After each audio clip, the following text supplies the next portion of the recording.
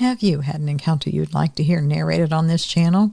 Well, if so, go on and send me an email with all the details. Don't leave anything out. You can send your email to contact@buckeyebigfoot.com. Well, hello there, everyone. Welcome back. Now, tonight's email is from Vic, who has recently sent in 3 other encounter stories about how he met a Bigfoot named Ha-Tu-Ha. Now, tonight's email picks up where the last one left off, with the appearance of another Bigfoot creature. So go on, grab your snackage, get in the saddle, and let's hit the trail down into Sasquatch Valley. You ready? Me too. Let's go.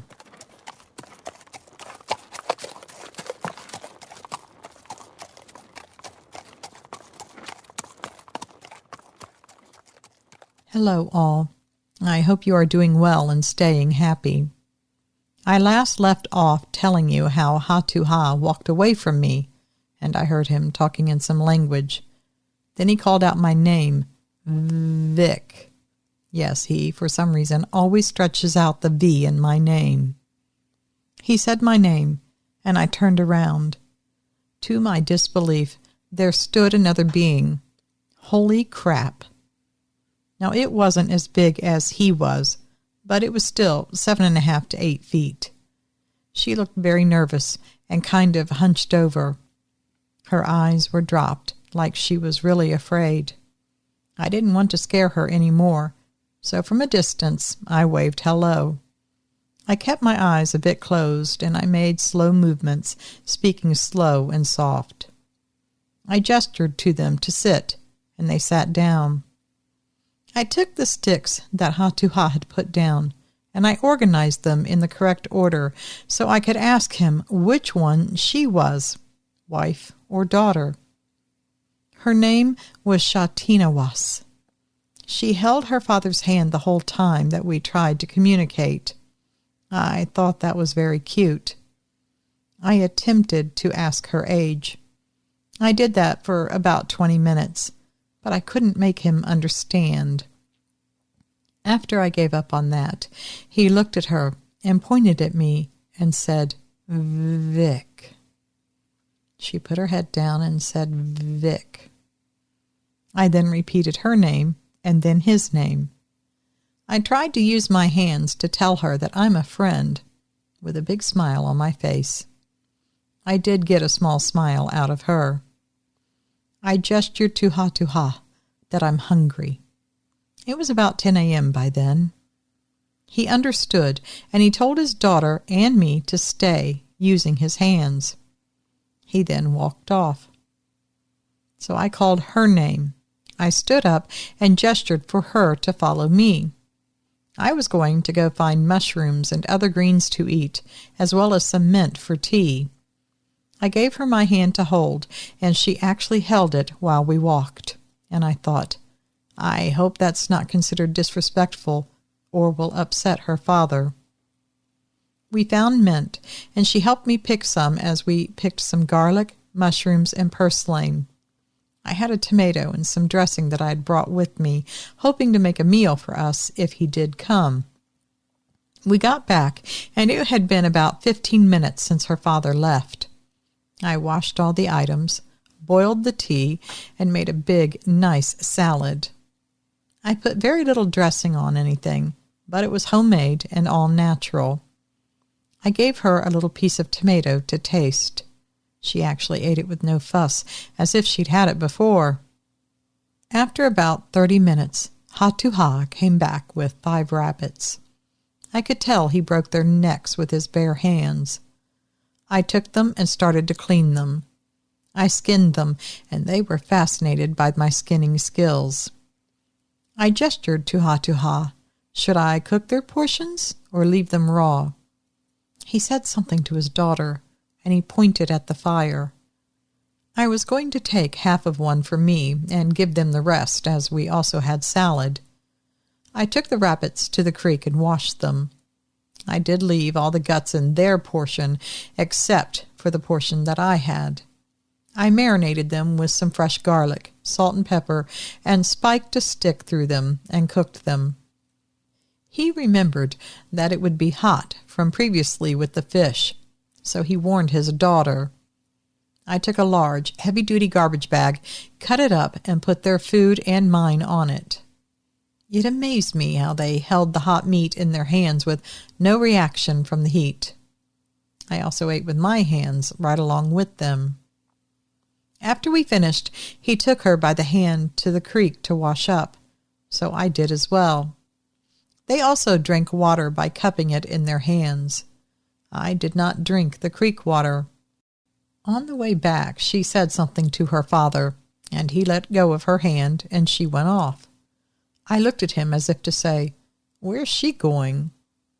He put his hand up to his mouth. I assumed that meant she went to get more food. After about 20 minutes, she came back with a woven basket from skinny tree limbs. It wasn't a professional weave, but it was still a basket with no handle. It was lined with fresh leaves inside to prevent what was in the basket from coming out. It was some kind of berry that I had never tried before. I was afraid it was poisonous to my kind, but not their kind, as they might have built up an immunity to it.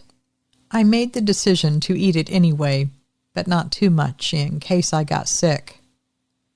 After tasting it, the taste was sweet, but some of them were sour, which was somewhat a good taste. I decided to sprinkle some sugar on them, and they loved it. I only ate about 6 berries so as not to insult them. She attempted to ask me a question, and I understood it as if I had children. I looked at him and pointed at him, using my hand and fingers like a mouth talking, gesturing for him to tell her. After about 40 seconds, he understood, and he told her of my family. She asked by repeating her name, and her father's name, and my name. Then, what are my kids' names? So I told her. Of course, I'm not going to repeat them here for obvious reasons. She kept repeating the names over and over while peeling a green pine cone. I asked her if she had children. She looked down to the ground like she was embarrassed. Then she looked at her father. He gestured with his hands. "She's small." This was the opportunity to ask her age again. I gestured small with my hand and drew a full moon, asking, "How many full moons is she?" Now, if he was able to tell me how many moons, then that meant they knew how to count and or have a sense of time. He put his head up, and he rubbed the back of his head for about 2 minutes before smoothing the dirt on the ground. Then he made dots into the ground by pushing the dirt in. Okay, now if he's making 1 dot for every moon, well, he can obviously count. Maybe not the 1, 2, 3 that we use, but perhaps some kind of a different method. He made 168 dots. That equated to 14 years. Just to try to see if he knows math, regardless of the method. I mean, numbers are numbers, right? For a cat that has had 6 babies and returns to the den with one of them missing, but she knows that, doesn't she? But how? She must be using math in some way or another, right? So I wanted to tell him that my son was 3 years old, which he wasn't, but I didn't want to make up the number too high. So I proceeded to put my finger up 1 time, then put it down, and then back up. I did that 36 times. He took his hands and he made a small shape using one open on top of the other, gesturing that my son is very young. I took that he understood, but I needed to be sure. I broke 20 pieces of sticks and I laid them on the ground. I put up and back down a finger 3 times. Then I picked up 3 sticks. Then I did it all again 4 times, and this time picked up 4 sticks. I looked at him and did that 8 times and pointed at him and the sticks, saying with my hands for him to pick up what I did with my finger 8 times. He picked up 8 pieces with no hesitation.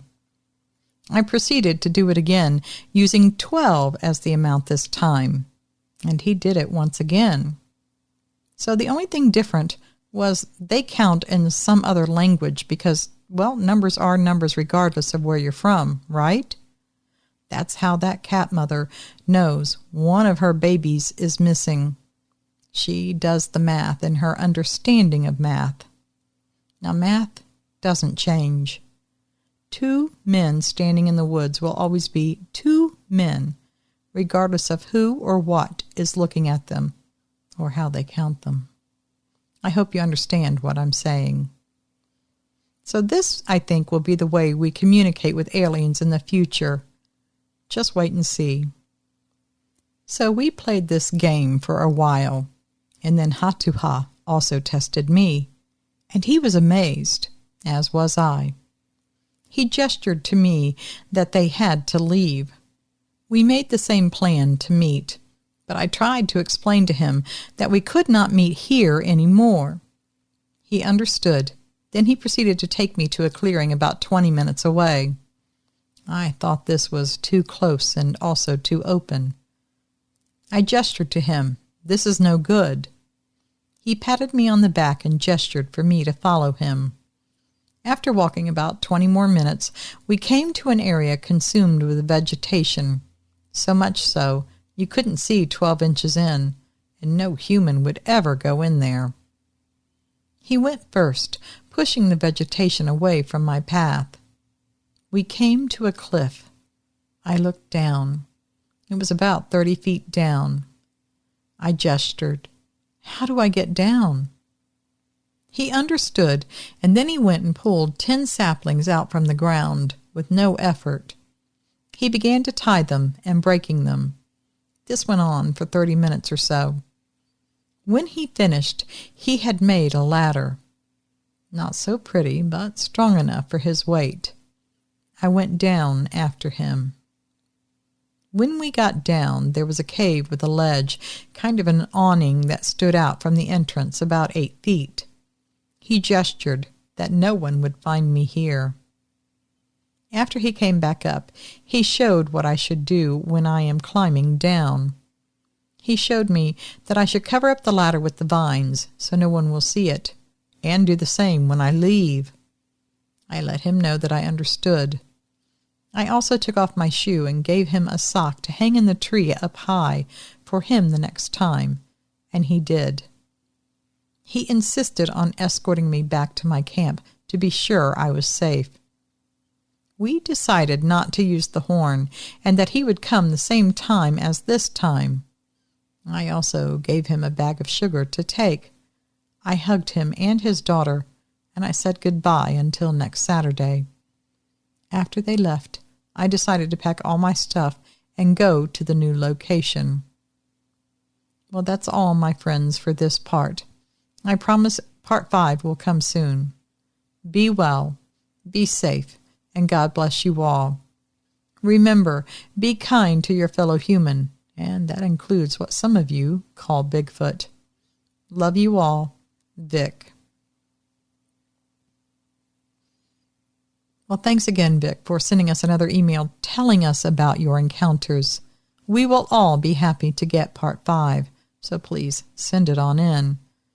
Now, if you're listening and you have not heard the first 3 parts to Vic's story and how he came to meet Hatuha, and you're wondering what the devil we're talking about in this whole story, well, put your mind at ease.